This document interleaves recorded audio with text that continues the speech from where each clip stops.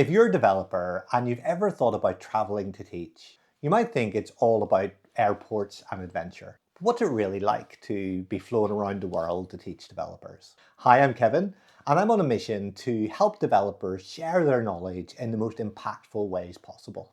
This week, I'm teaching remotely in my garden office in Belfast. Last week, I flew out to teach in Edinburgh, and next week, I'm hopping on a train to Dublin to lead some training there.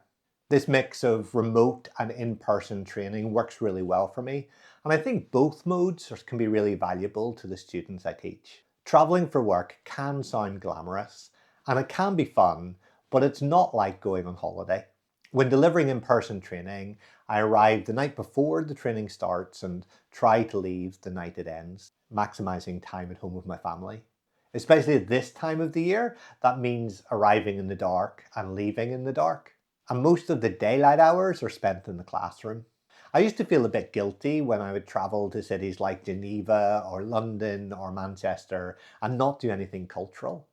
But I've had to learn the difference of traveling for work and traveling for fun. In the first case, there's a lot of hotel rooms and classrooms. In the second, slightly less of both. Each delivery is different.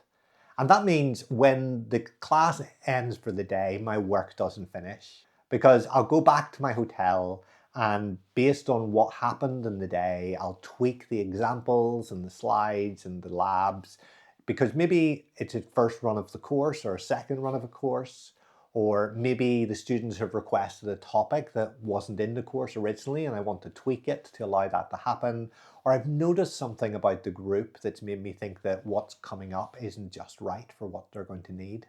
This is something you need to know if you're thinking about teaching.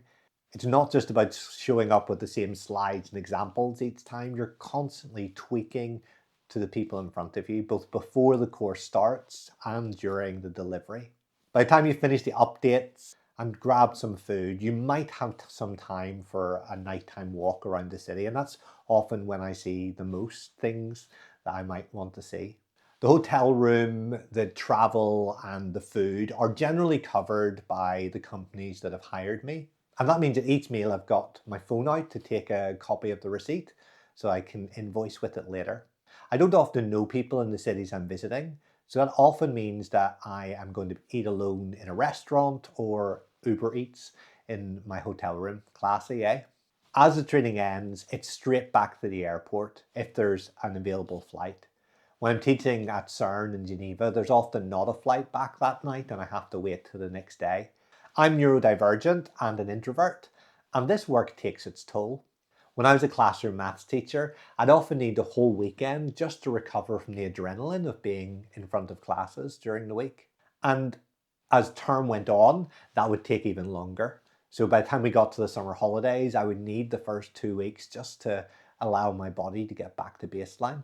And now I teach 3 to 5 day courses, and that experience is still there, but it's not quite as extreme. But I still need to build in recovery time when I get back from training. I'll need a couple of days of quiet time at home, early nights, long walks, and not too much going on.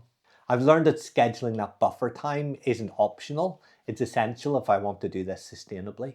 And I do want to do this job for a long time. It's not just about showing up and teaching. It's about pacing yourself across multiple days and throughout the year. It's about managing your energy both inside and outside the classroom. For me, that means recovery time when I get back home.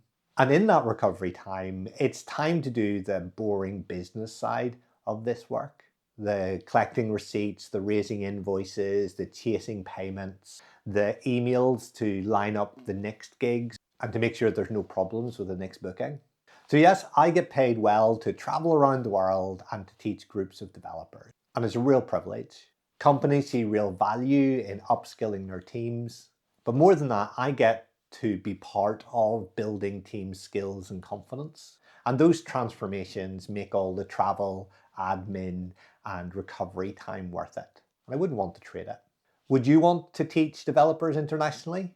What do you know better than a lot of people in your field? That could be your first course. Let me know in the comment.